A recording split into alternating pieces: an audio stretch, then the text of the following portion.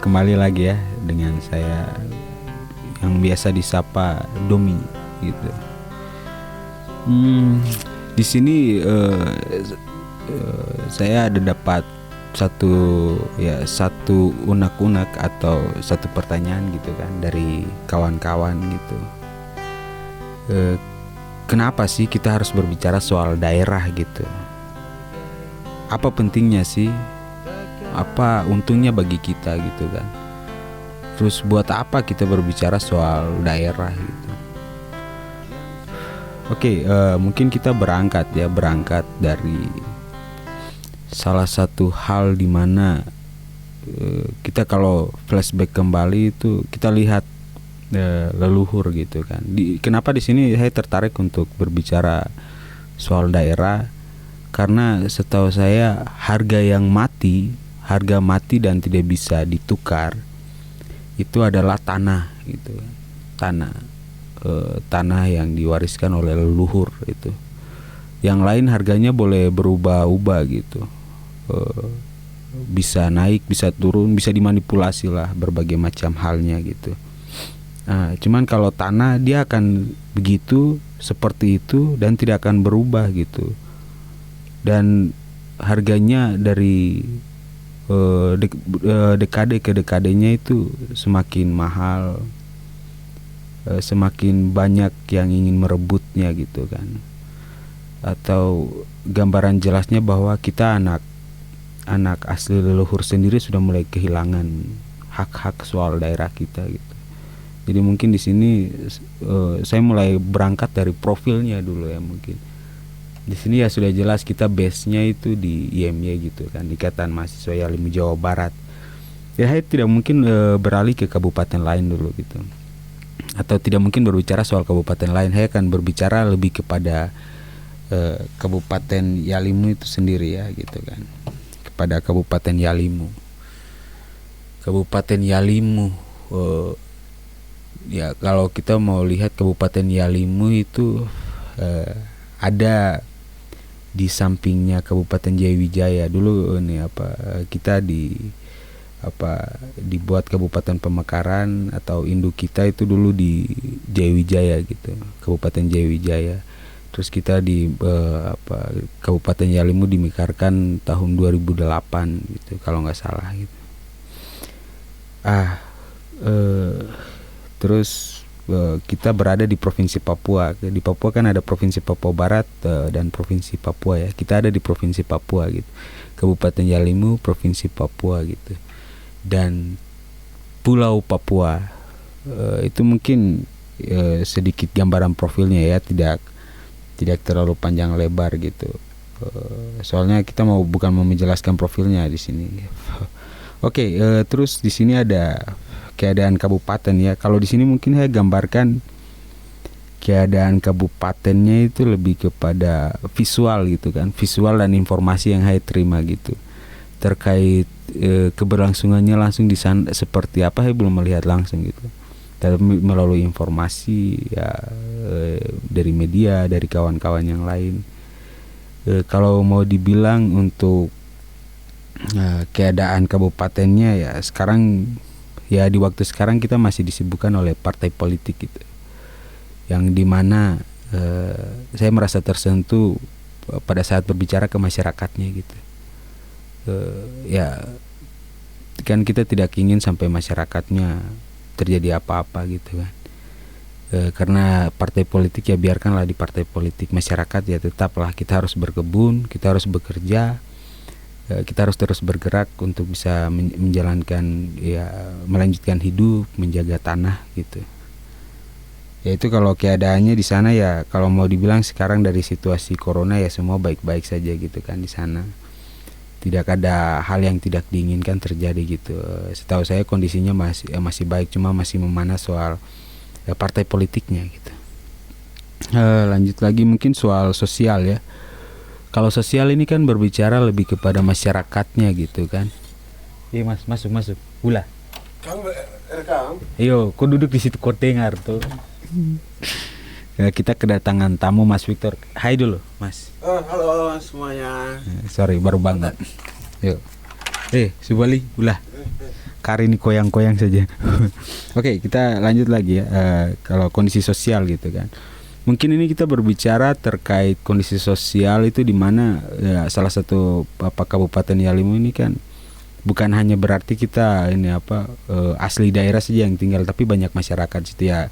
Entah itu ada ada imigran, ada ini masyarakat ini dari luar Pulau Papua yang ada di situ, terus masyarakat yang dari daerah lain. Kalau kita mau bilang sosialnya, hubungan antara masyarakatnya itu baik, itu tidak, menurut saya itu bukan suatu persoalan. Kalau ada soal-soal kecil mengenai ada konflik di masyarakat, itu bukan menjadi soal yang terlalu ini, karena istilahnya itu kita ada bahasa bisa diselesaikan secara adat gitu kan. Jadi kalau di sisi sosial saya rasa tidak terlalu menjadi hal yang harus dipersoalkan gitu. Oke, terus ini untuk dari ini pemerintahan sendiri gitu kan. Kalau dari pemerintahan ya, sudut pandang saya terkait pemerintahan, kalau mau dibilang berjalan ya sekarang berjalan ya, cuma masih kurang stabil ya. Terhitung kita kabupaten yang baru ya gitu. Kita baru berusaha untuk maju ke tahap-tahap berikutnya gitu, dimana ya, kita harus bisa dan kita harus mandiri gitu. Saya salut ke pemerintahan yang sekarang gitu, karena komitmen yang mereka bangun gitu kan terkait berbagai macam hal gitu. Cuman ada sedikit kendala dan berbagai macam hal yang bercampur aduk dengan politik. Ya itu mungkin ritme yang sudah terbiasa, sudah sering terjadi di Indonesia gitu kan. Ya jadi itu mungkin karena kita adopsi juga budaya-budaya banyak dari luar gitu. Sedangkan budaya politik kita tidak seperti itu gitu. Jadi kalau mungkin dari pemerintahan ya, pemerintahan strukturnya sudah ada gitu. Strukturnya sudah ada, tapi untuk menjalankan fungsi ini yang kita terkadang miskin di situ kan. Ya bukannya saya so tahu atau berbicara soal saya mengetahuinya, bukan, tapi saya melihat dari satu sisi di mana kita kaya akan struktur tapi miskin fungsi gitu. Miskin fungsi di mana ada hal-hal yang harusnya berjalan dalam tadi. Ada soal pembangunan, ada soal sosial, itu di mana harus terus berjalan gitu dalam rangka terus meningkatkan daya atau tolak ukur bagi suatu kabupaten gitu, di mana kabupaten itu sudah berkembang atau tidak. Ya itu dari sisi pemerintahan ya, saya tidak bisa menilai maupun ini, tapi itu pandangan yang saya lihat gitu kan. Oke, kalau soal politik ya, di sini mungkin saya mau berbicara soal politik ya, tapi bukan politik partai politik ya. Di sini mungkin harus dibedakan lagi gitu. Politik mungkin kita berangkat dari kata pola etik gitu kan. Pola etik, bagaimana kita ini manusia dalam kita pola etika kita dalam kehidupan gitu ya, dimana saya punya seperti ini, mungkin ada lagi yang mau punya seperti itu, tapi dia harus berusaha untuk mempunyai sesuatu yang seperti dimiliki sama saya gitu kan, tanpa harus melakukan sebuah kecurangan. Nah, itu mungkin yang politik yang sifat dasar manusia, gambarannya itu mungkin lebih kepada sifat dasar manusia politik gitu, dimana di kehidupan sehari-hari itu kita berpolitik gitu kan. Dan kalau sisi politik itu yang saya lihat ya semua ya mungkin saya harus ya kita harus sama-sama turun dan lihat sendiri gitu, karena sudah beberapa lama ini perkembangannya dengan berbagai macam penawaran informasi teknologi ya, kita tidak tahu perkembangannya seperti apa gitu. Jadi pola etiknya itu seperti apa ya, kita kurang tahu gitu. Tapi kalau yang dilihat sekilas sangat menyayangkan gitu kan. Kita terlena dengan hal-hal yang sebenarnya itu tidak seharusnya dilakukan gitu kan dalam hubungan antara manusia gitu. Jadi di mana hubungan antara manusia itu diatur oleh etika gitu kan. pada saat kita beretika, bukan bukan hanya dengan manusia saja, tapi dengan alam, dengan apapun yang ada di sekitar kita ya. Etika kita itu seperti apa gitu kan. Itu yang mungkin berbicara soal politik di sisi itunya gitu. Kalau berbicara partai politik ya itu mungkin ya beda lagi gitu kan, agak jauh lah gitu dari apa yang bisa saya sampaikan gitu. Oke, jadi mungkin kita kembali ke poin yang awal itu, yang kawan-kawan banyak bertanya itu soal kenapa harus berbicara soal daerah. Tadi itu mungkin ya ada gambaran sedikit soal ya Kabupaten Yalimu sendiri ya gitu. Ya dari ya sosial, pemerintah dan politik ya ada sedikit beberapa yang dibahas, tapi itu tidak mendalam ya. Kita baru berbicara secara pandangan umumnya, kalau istilah saya mau pandangan umumnya gitu. Oke. Dan kenapa harus berbicara soal daerah gitu. Kita kembali ke konteks awal yang tadi saya bicara bahwa tanah dan air itu kita tidak kita buat gitu kan, tapi ini apa, dia ada dan menopang kehidupan gitu ya. Kita kan apa istilahnya, kita diciptakan dari tanah, kita makan dari tanah, kita berdiri di atas tanah, dan kita akan kembali ke tanah. Itu kalau tidak salah itu kata Hamka gitu ya, seorang penulis gitu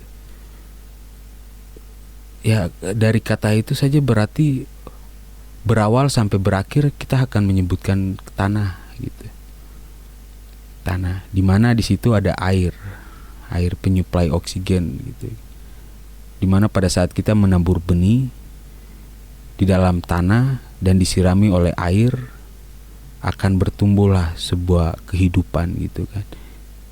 Kehidupan 1, kehidupan 2, kehidupan 3, dan kehidupan lainnya, dan banyak menopang berbagai macam kehidupan, dan disebut dengan ekosistem mungkin yang besarnya gitu, disebut dengan ekosistem. Jadi saya tertarik sendiri untuk kenapa harus menggali lebih dalam soal daerah ya. Salah satunya karena itu, bahwa tanah dan air itu harus dijaga. Bukan berarti bagaimana cepat kita mengelolanya, bukan, tapi bagaimana kita bisa mengatur masyarakatnya dulu. Pada saat masyarakatnya sudah diatur, baru kita berbicara bagaimana mengatur tanahnya gitu. Soalnya salah satu konteks yang saya pernah alami sendiri itu, kalau kita belum atur masyarakat atau belum ada sebuah sistem keorganisasian di dalam masyarakat, atau lebih tepatnya itu bagaimana menjalankan sebuah fungsi ini, bagaimana menjalankan sebuah struktur untuk menjadi fungsi atau berfungsi, itu kita membutuhkan ini apa, manusia di dalamnya gitu kan, membutuhkan manusia di dalamnya untuk menjalankannya gitu. Jadi sebelum kita mengatur bagaimana memetak-metakan tanah, kita atur dulu lah bagaimana manusianya itu bisa diatur, manusianya itu bisa diarahkan, manusianya itu bisa mengerti, manusianya bisa memahami.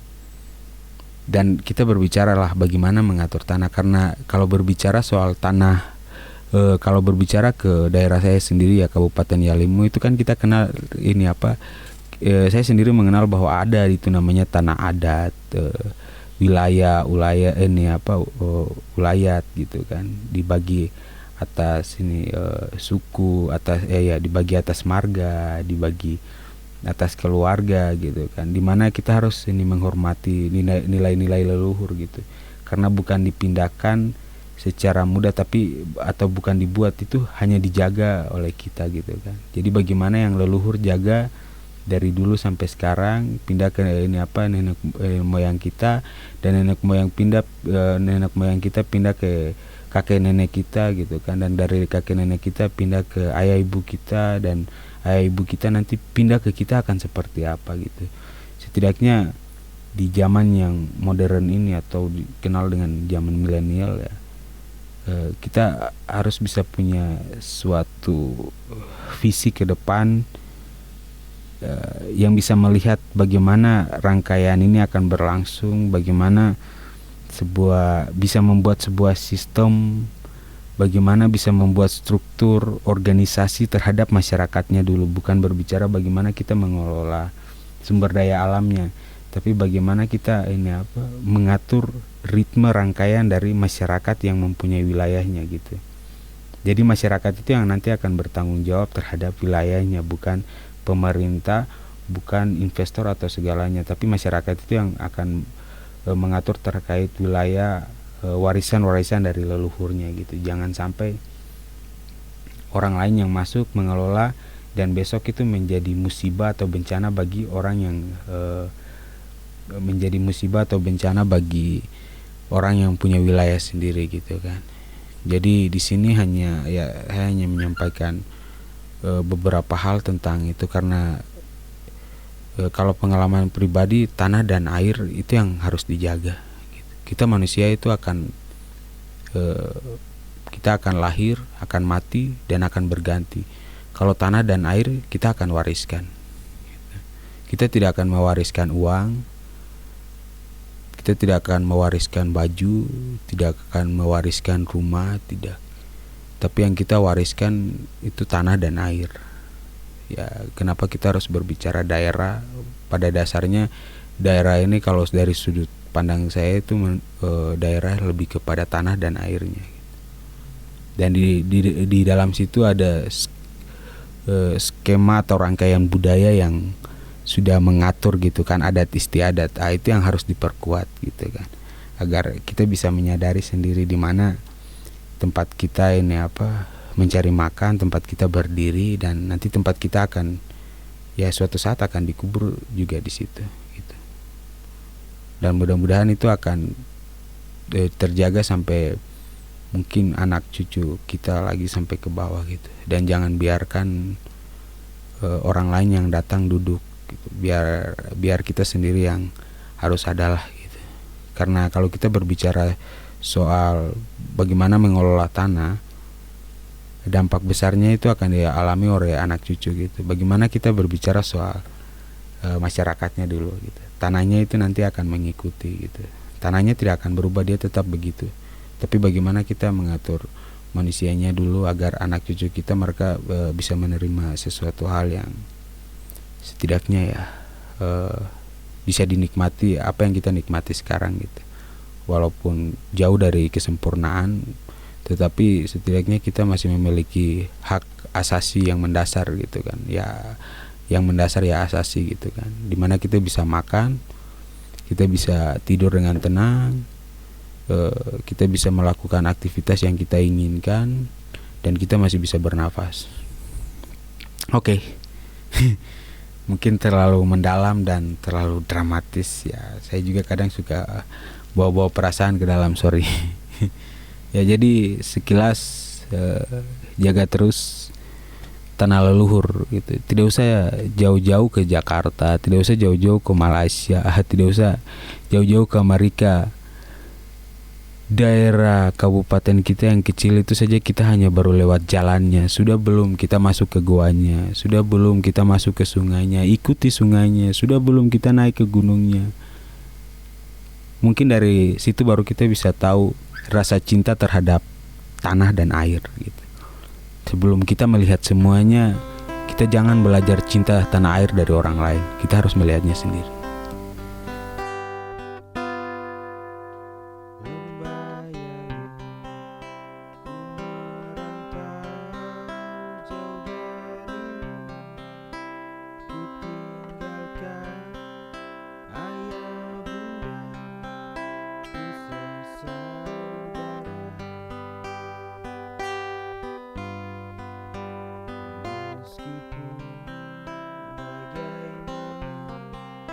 Takkan